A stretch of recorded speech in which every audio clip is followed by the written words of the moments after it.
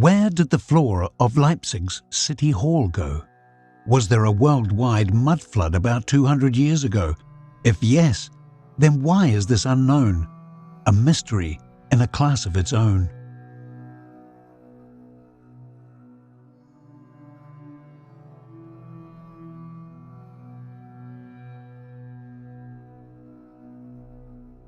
It is a well-known phenomenon that solid ground can liquefy within seconds, for example after an earthquake. Liquefaction has left much of the city a soggy, crumbled mess. But the liquefaction, I mean, the suburban streets are like rivers. You'll see these ladies over here, they're just sinking. The silty, saturated layers of soil just below Christchurch were so severely shaken, they liquefied, and with much of the city built...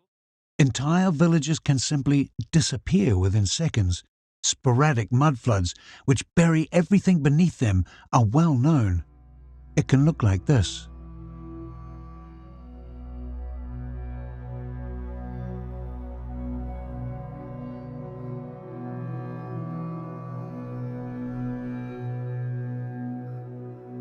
So, in itself, it is nothing special to expect that some houses have their first floors buried, as we see this consistently in cities all over the world.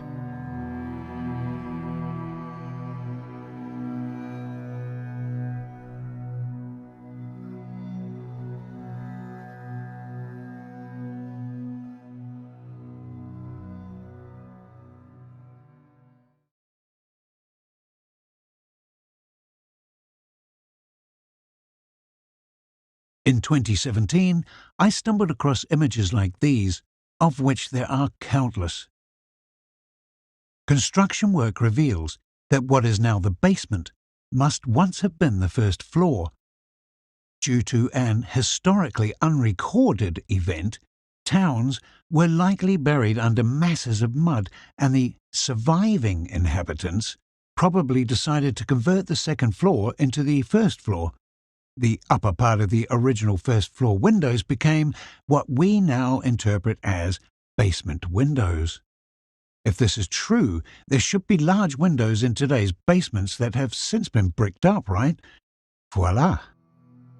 Clearly, there were once large windows here, but how did they get there?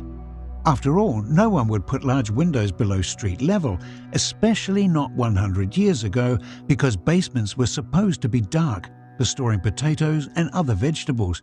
Besides, dirt would easily blow in.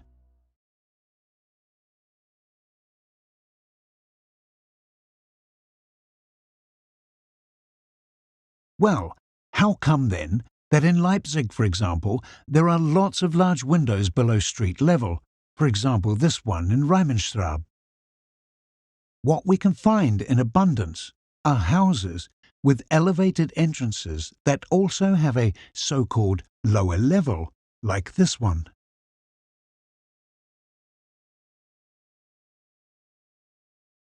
Here are a couple of wonderful shots from Gdansk, summer of 2018, apparently full of basements. Or isn't it more likely that the former first floor is buried in the ground?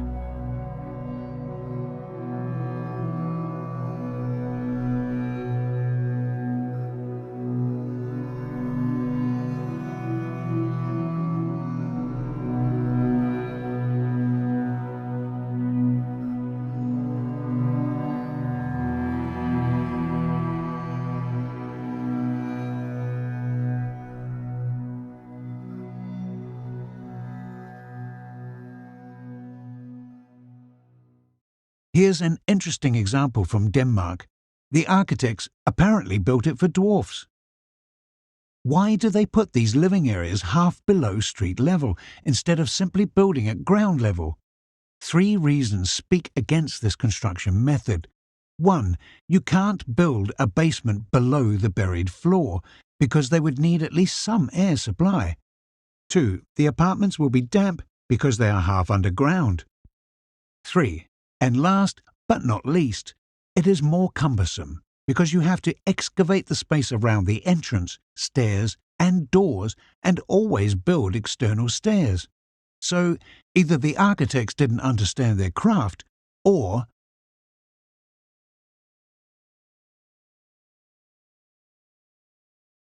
One architect suggested the reason was due to construction laws, which specified a maximum building height. The idea goes like this. Because they wanted to rent out as much as possible within the limits of what was allowed, i.e., for financial reasons, they built humid half-basement floors into which they moved the servants, as anyone else would hardly want to live there in times without central heating.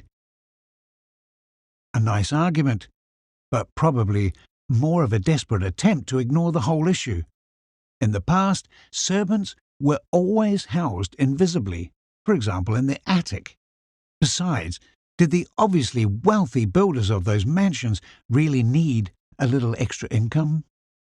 And why spoil the appearance of the often nobly decorated building facades with dirty windows on the half-basement floor?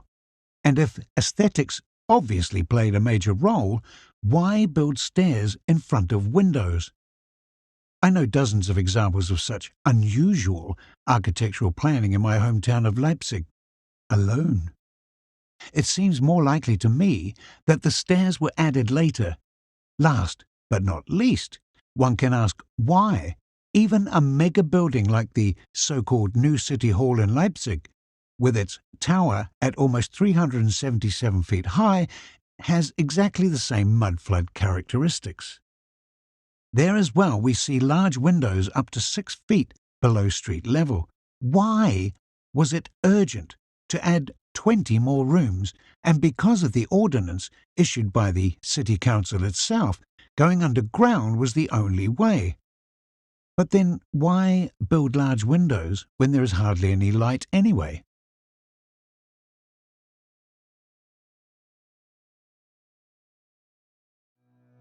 I found what I was looking for in researching the Old City Hall in Leipzig, which shows another floor until 1600.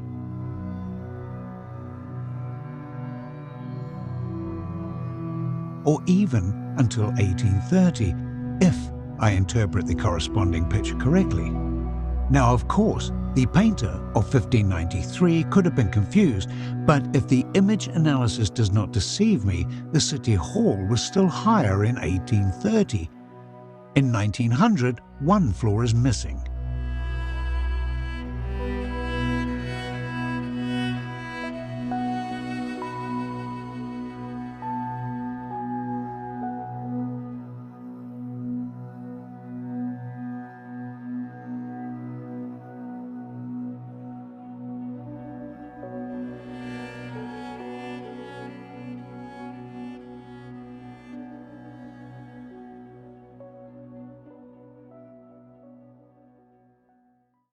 If we go by these photographs, which consistently show a higher city hall, the level of Leipzig's marketplace must be an entire floor higher today.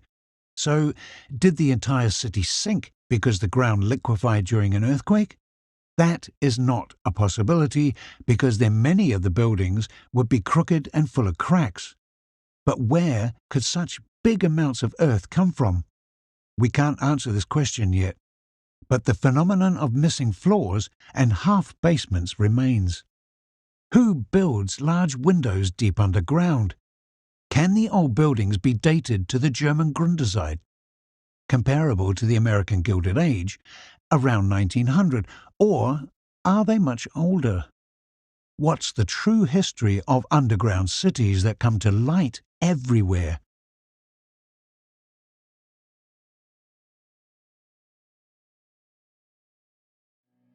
As already described, according to the photo comparison, for example at the Old City Hall of Leipzig, not only a complete floor is missing, but also the half-basements at the Gilded Age buildings are peculiar. Buried first floors not only spoil the appearance, but also cause many other problems, such as moisture in the apartment. But because you can't just walk into these houses and examine the basements, I came up with another idea. I looked into the light wells, and I was left breathless. Nowadays, light wells are no more than 3 feet deep, and the windows are usually small because large ones would constantly get filthy. But in many of the old buildings I examined, it goes down really deep. Example, At the building near the new City Hall in Leipzig, which today houses the Deutsche Bank, here's my first find, one of many. Who actually builds a large window whose upper edge is 6 foot below street level and shafts of a total of 16 feet into the depth? Why would you want to collect as much dirt as possible? This is how it looks today. The light well is on the corner to the left of the tree. Supposedly the building was built in just 3 years, starting in 1898, but it looked ancient back then. Quite strange.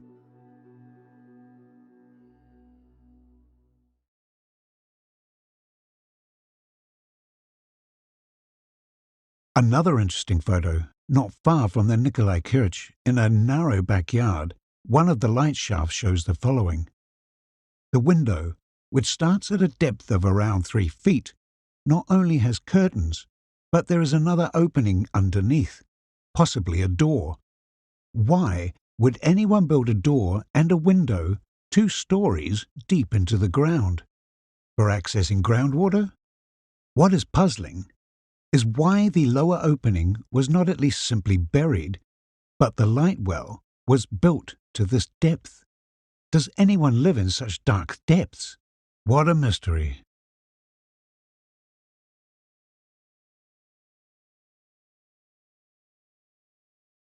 A good overview of the mudflood topic is given here. Wenn man die Straßen aufreißt, um Gebäude wieder dicht zu machen oder neue Leitungen zu verlegen, entdeckt man besonders in Russland, dass die Gebäude viel, viel tiefer gehen als die Straße, die bisher den Grund der Stadtdokumentation von Joachim Zillmer kennt, der einen aufzeigt, dass in der Sahara versteinerte Wale liegen, wo selbst noch die Borsten vorhanden sind, was von einer riesigen Flut oder eher gesagt Schlammflut zeugt, mitten in der Wüste. Russland stand schon immer. Schaut euch mal diesen Palast an, der wurde da nicht erst gebaut, der stand im 17. Jahrhundert schon und wurde einfach nur besetzt. Most interesting are these photos from a South American city unknown to me.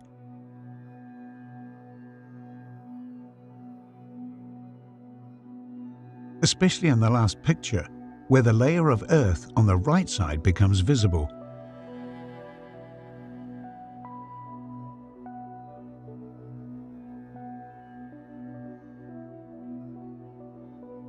In the meantime, the topic also finds its way into the mainstream, which usually means that it can no longer be kept secret. In a video, which has unfortunately been deleted, construction work in Moscow is reported, in the course of which soil structures collapsed. The spokeswoman says that the foundation was thought to extend to a depth of 13 feet, but in fact it was up to 60 feet. Yes, 60 feet. We see something similar in Salt Lake City. And here I took a little field trip to the Salt Lake Temple. I was just there recently, and really remarkable what they've done. This is typically the ground level up here above these guys. Maybe about 30 feet of dirt has been removed. This video about the Moscow Polytechnic Museum should convince even the biggest skeptic that something is not right here. It shows reconstruction works at the museum and gives deep insights from the inside and outside of the building. Science on the basis of the Polytechnic Museum. Modernization of the museum is a large-scale state innovation project. The modernization program for 2017-2018. Picture. Well, all these pictures seem to have the same caption, reconstruction of the Polytechnic Museum, but we get some perspective from the main floor going down to the basement. And what's interesting to me is the I-beams, which even seem to penetrate the brick columns. As to the technical details of how that's done, I can't quite figure it out. I just don't understand it at this point. Okay, so I will just tag this on to the end. I want to say that there is so much more to cover.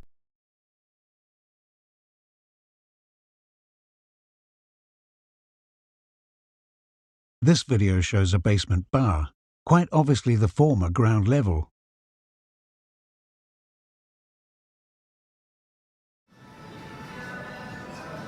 And using that, No.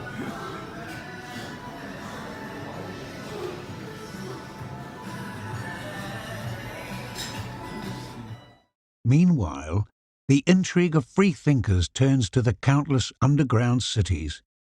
Listen and be amazed. All big cities investigated so far have large tunnel systems. This raises the question of whether, when, how, and, above all, why our ancestors undermined their cities like moles, up to 26 feet deep. Are we possibly dealing with the former street level that has been submerged at some point in our history? Here we can see the underground area of Seattle, a city in the American West. Bathtub. Yeah, there's some stairs back in there.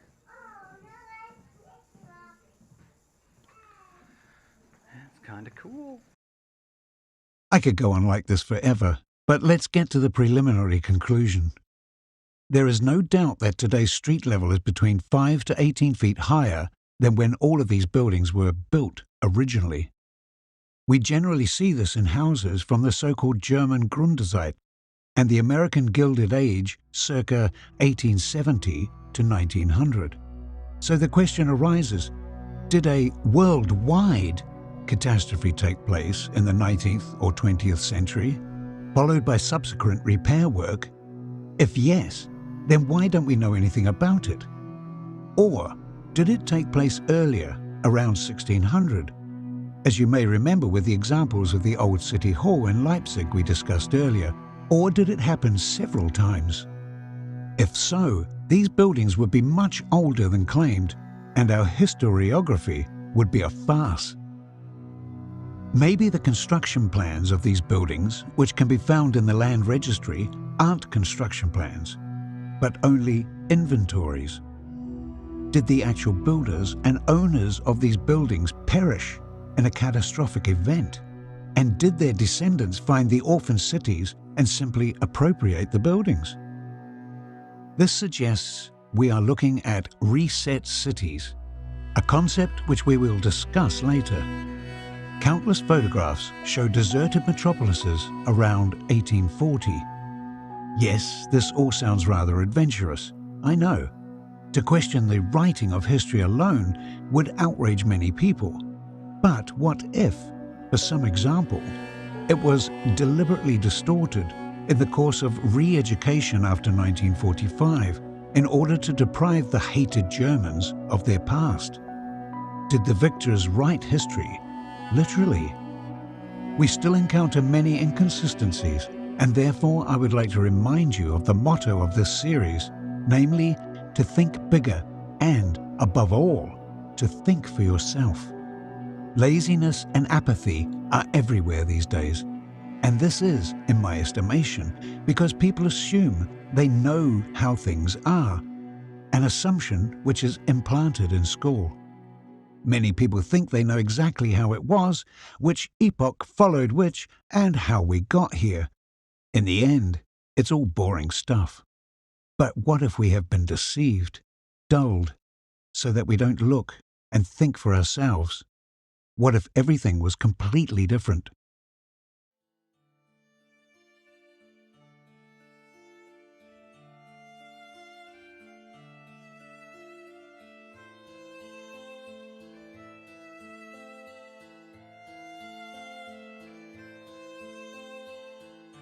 Was there really a Gilded Age starting in 1870, or are these buildings much older? Nothing is as it seems.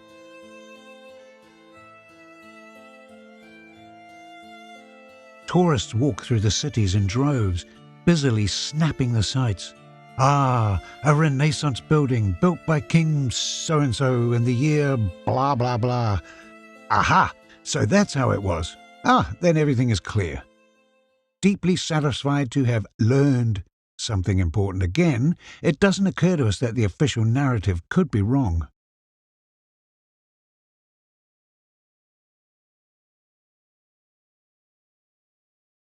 Isn't it strange that we've become quite alert when the car repair shop charges us $500 for a small repair, but otherwise accept uncritically what some authorities say. Yes, I too would never have thought that the dates on the pediments could lie. For example, that they could either be a deliberate deception or refer not to the construction of the house, but to its renovation.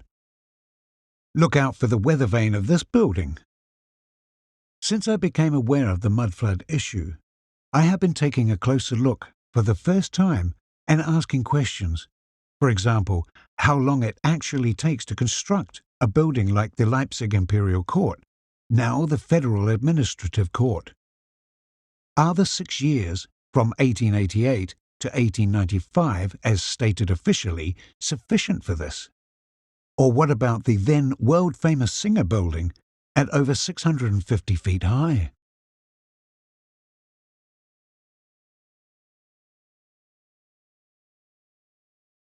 Supposedly it was built in just 2 years, from 1906 to 1908, without machine assistance, of course, and including this extremely elaborate, masterful interior design.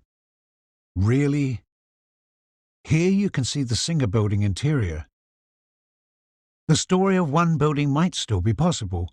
Maybe 1,000 workers did indeed spend day and night on the construction, as is said to have been the case at the Baltimore estate.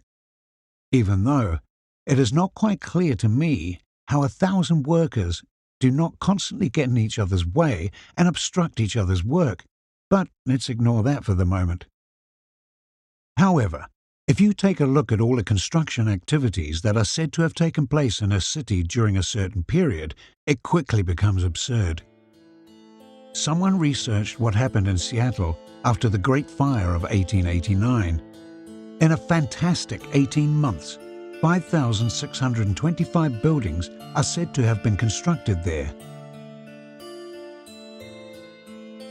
That would be an impressive achievement even for a small row of houses, but we're talking about monsters like this.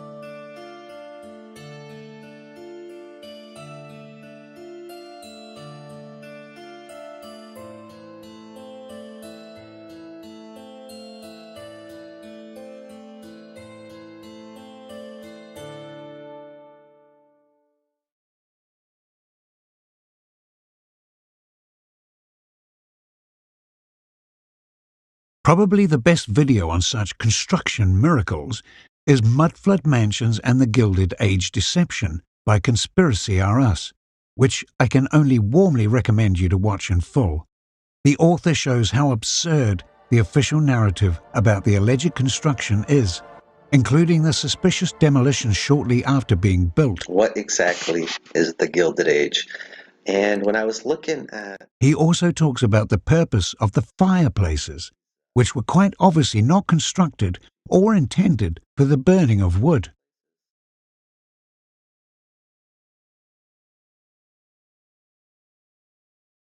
Well, if there was already a technology in the 19th century to heat these buildings without coal, oil, or wood, and also to air condition them centrally, then it means one thing: we are not advanced at all, but practically live in the Stone Age. All discussions about environmental pollution, oil shortage, etc. are absolutely redundant because almost certainly the elite circles know about this technology. So they keep us deliberately in ignorance, as well as in a constant fight for survival. On the other hand, I'm annoyed at myself for believing all these cute stories and being so easily taken for a fool.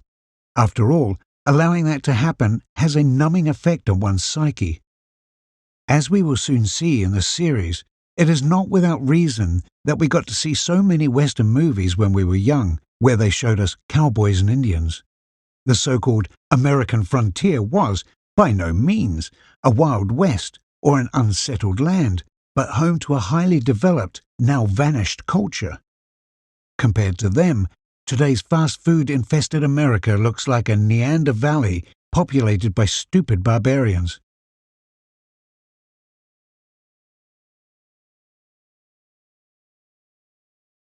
These buildings have existed long before the Gilded Age started.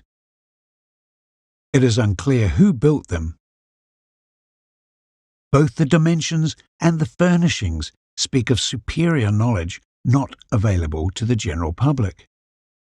The upper class today, the rich and powerful so admired by many, are the descendants of robbers and robber barons. They created the fairy tale of the Gilded Age, which in reality was the beginning of worldwide slavery of unparalleled proportions and still is today. In 1870, during the so-called Gilded Age, tall buildings supposedly appeared all over the world. But where did the billions of bricks and other needed materials come from? Was there a corresponding developed infrastructure in America, Europe, and elsewhere? I have already discussed several buildings which are said to have been built during the building mania that suddenly broke out in 1870. Conclusion: nonsense. The suspicion that we have been deceived here is further strengthened by the question of where the building material actually came from.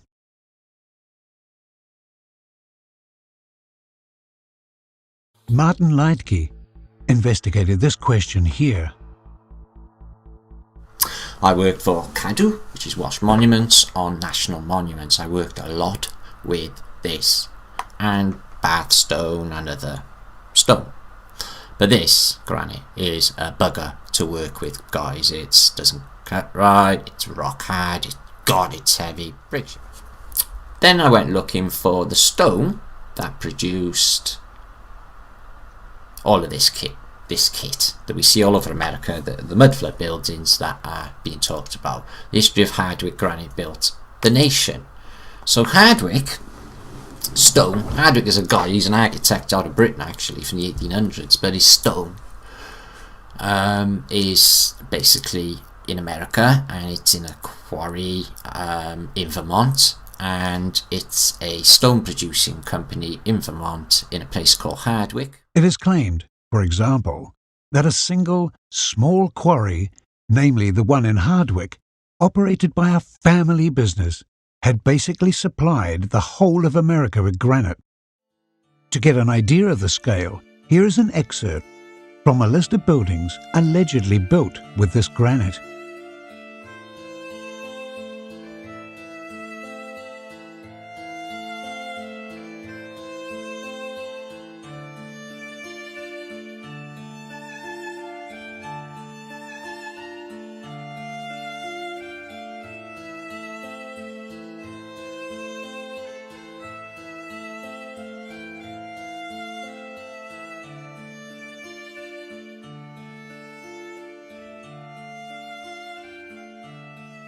By the way, these are all buildings of sometimes gigantic dimensions, comparable to the Capitol in Washington.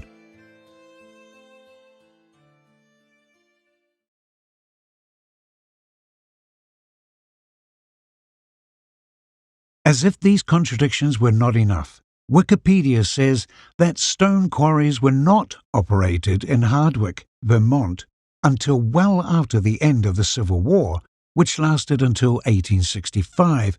In addition, the railroad, which shipped the granite, did not begin operation until 1888. But what material was used for the White House, which was already yellowed in this photograph from 1848?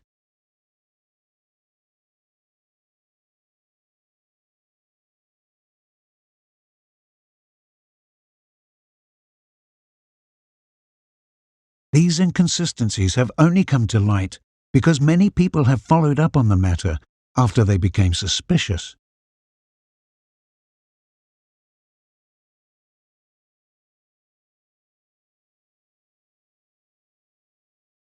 Everything points to the fact that buildings like the Capitol, the Berlin Reichstag, and all other so-called Gilded Age buildings are much older than is said today. Moreover, they all show the same mudflood characteristics.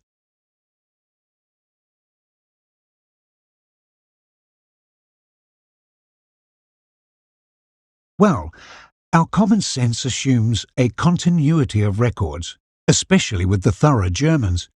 But wasn't Germany completely in ruins in 1945? Did only the land register archives remain intact, while everything else was destroyed? Under the reign of Adolf Hitler, it is likely there was massive confiscation of buildings and perhaps also falsification of property deeds. With the Soviets, at least, this phenomenon was well documented. And who was responsible for writing history until around 1900? The Church, right? Can we rely on the integrity of this power-obsessed institution? Then there's the objection that if there had been a mudflood or some other major catastrophe, it would be in the records or stories of our ancestors. I dare to doubt that, because people like to repress such things from memory, as we see this in many trauma victims. A protective memory loss occurs. Besides, as we will see, in the 19th century, millions of children were transplanted into new families, depriving them of their historical memory and roots. There is too much circumstantial evidence that can be explained with normal common sense. I'm afraid we'll have to think bigger. And much bigger to find any reasonably viable, explanatory approach to it all. At some point, probably before World War I, there must have been a break in the tradition, possibly due to a worldwide event that was not comprehensible at first. In one of the next videos, we will discuss the phenomenon of deserted cities around 1840, which suggests that there must have been some kind of reset or restart. Cities like St. Petersburg, Moscow, Washington, and even Berlin are deserted in photographs from this period. Were they repopulated, and the then ruling authorities simply pasted matching dates all over them, and voila! We had a new historical continuity.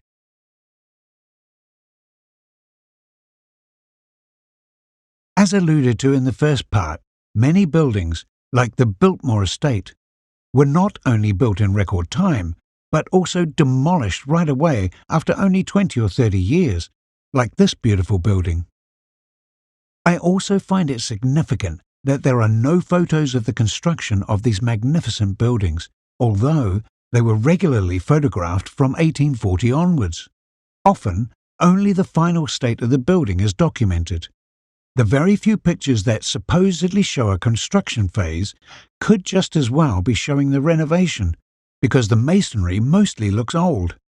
Photograph montages cannot be ruled out either. Usually people are naturally proud and would document every part of the building process, including the laying of the foundation stone, but we don't see such photos. Every simple building has a media hype today celebrating the building process, but there was none when the ostensible Mr. Vanderbilt built a grandiose estate for himself, drawing on the best available artists. Not very credible, I think.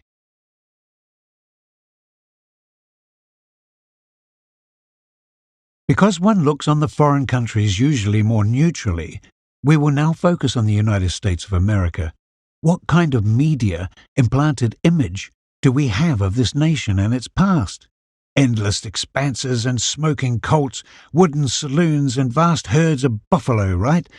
Immigrants from Europe, threatened by starvation, building something brand new from scratch, then cut! And we're in the 60s. Rock and roll, baby! But what was in between? And what before? Get ready for something.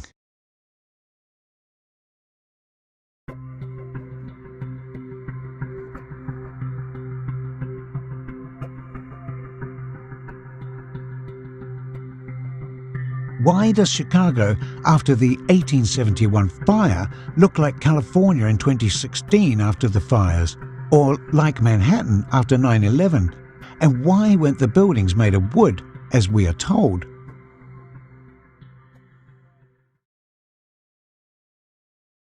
According to today's opinion, these cities in the Gilded Age style, like Berlin, Paris or London, with their massive stone structures and representative buildings, did not exist until 1870.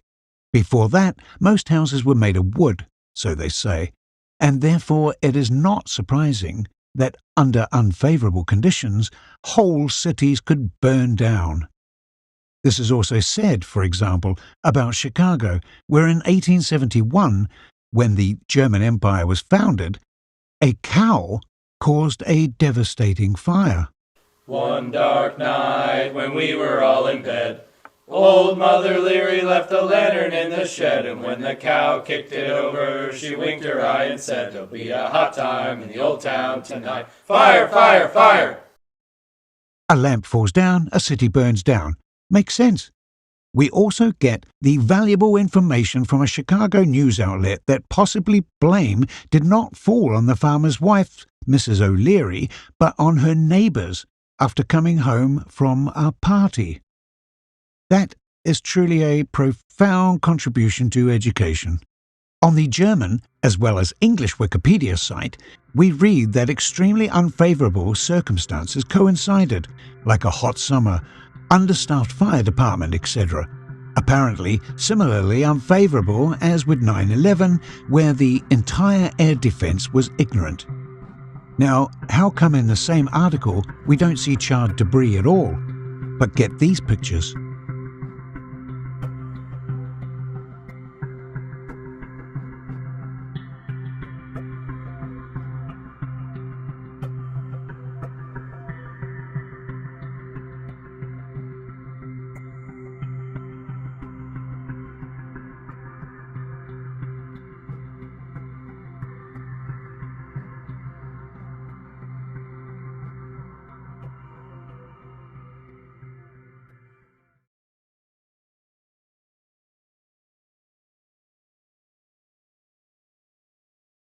But Pittsburgh, where a fire raged in 1845, was also apparently built in stone.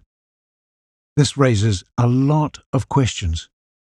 Obviously, we are dealing with large cities made of stone, which should not have existed there, however, in America in 1870, at the beginning of the Gilded Age, especially not in 1845. The official explanation of the cause of the fire is a lie, because stone buildings do not simply catch fire.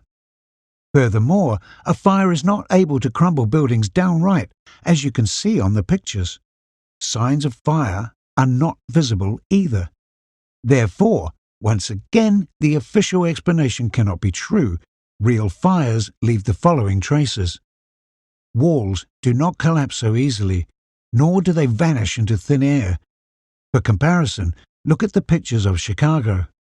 Let's note that even back then, there must have been complete cities in the so-called Gilded Renaissance style. Who built them and created the necessary infrastructure beforehand, i.e., firing billions of bricks, etc.? A normal fire certainly did not cause this destruction. What then? Let's look at the pictures of the fires in California 2016 for comparison, as well as the destruction of the World Trade Center in Manhattan. Do you see the parallels? Like in Chicago, there are no mountains of debris piling up, and the trees are intact too.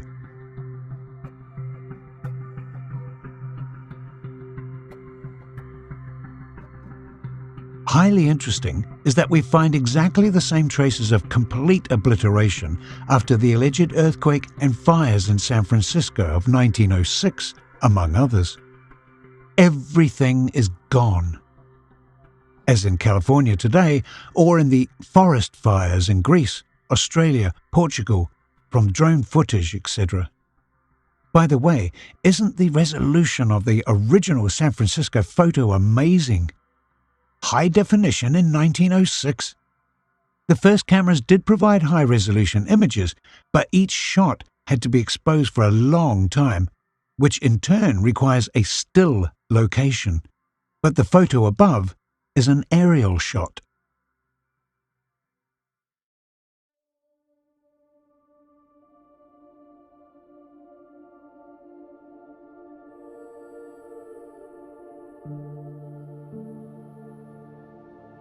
Where did all the world's fairs go? Who built them in such a short time? Why did they all burn down, and by what kind of fire?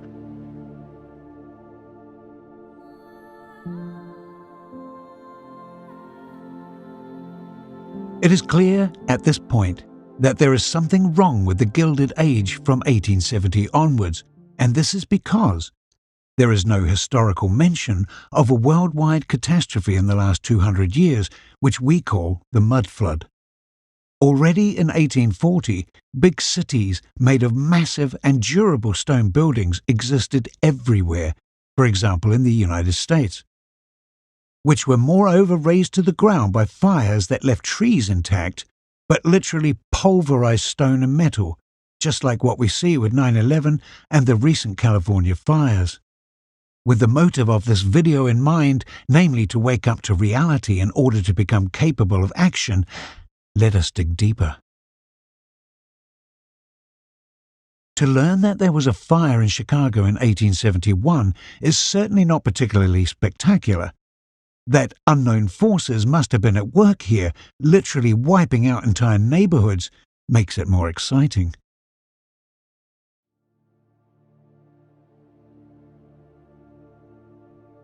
It becomes electrifying when we consider the number of these fires.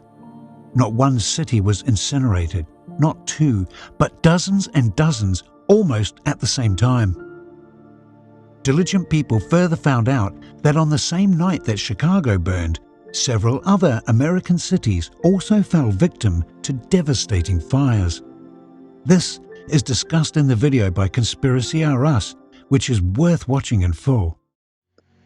At the same time that the Chicago fire was raging, which was on a Sunday night around 9 p.m., you have this whole region in flames, and actually this is considered the worst fire in American history. I didn't even know on the same day as the Chicago fire there was other fires. I had no idea.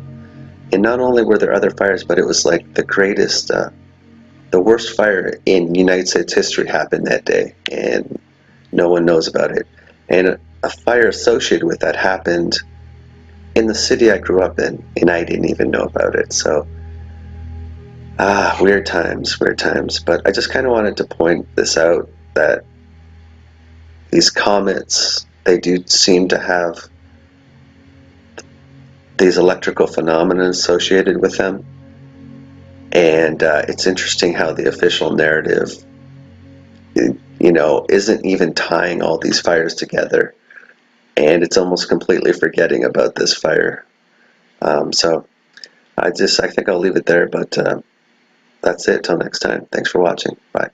It is clear that behind the ridiculous explanations like the cow that burned down the city, great catastrophes with mysterious aspects are hidden. Abysses open up, from which many surely shy away, and therefore prefer to believe the official version.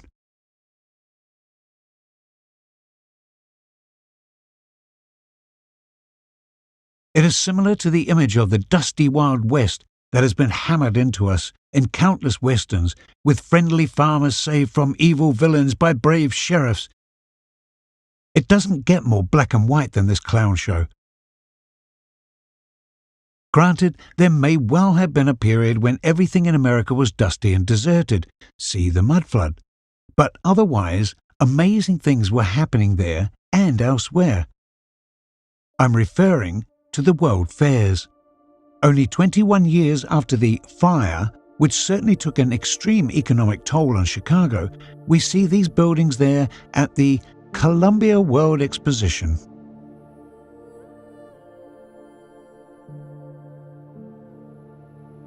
Doesn't it somehow make you feel like you're dreaming? This is supposed to be America. Even more astonishing is the fact that the exhibition closed its doors only 1 year after the opening. Just like that. Shortly after, there was another fire, which destroyed most of the buildings. Well, what do you know?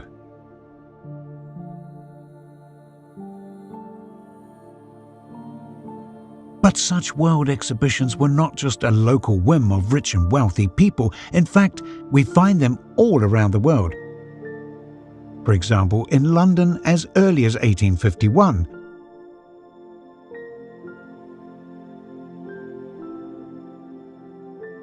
Or in Paris in 1867.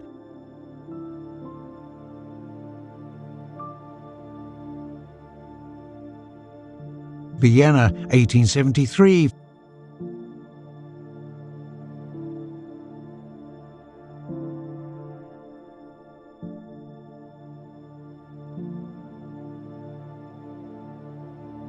Philadelphia 1876,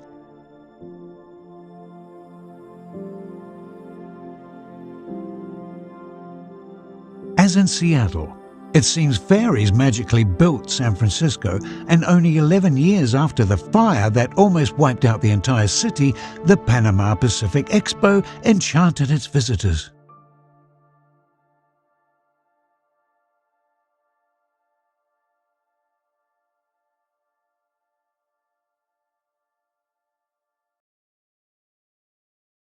As for Chicago, there was also a fire there.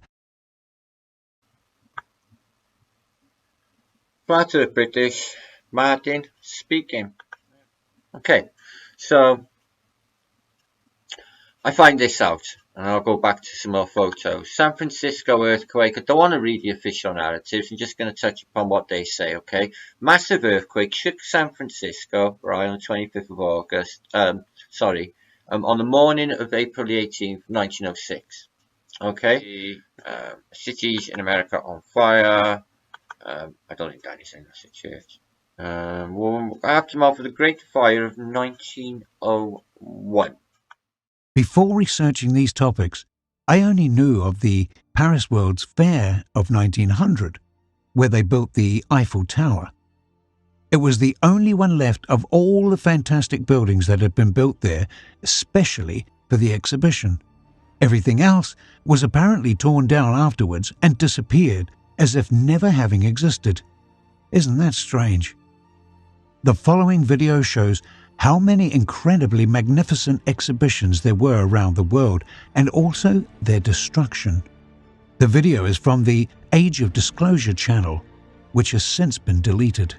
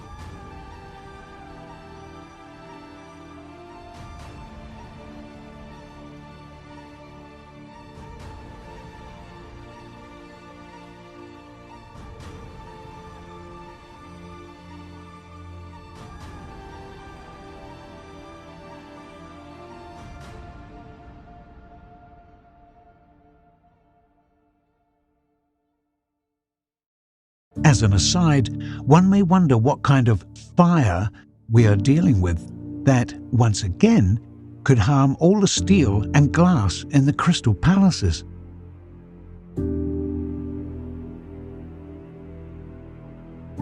Incidentally, there was also a Crystal Palace in my adopted hometown of Leipzig, of the same style as everywhere else, and it disappeared just as soundlessly. Nothing remains to remind us that this fantastic building once stood there.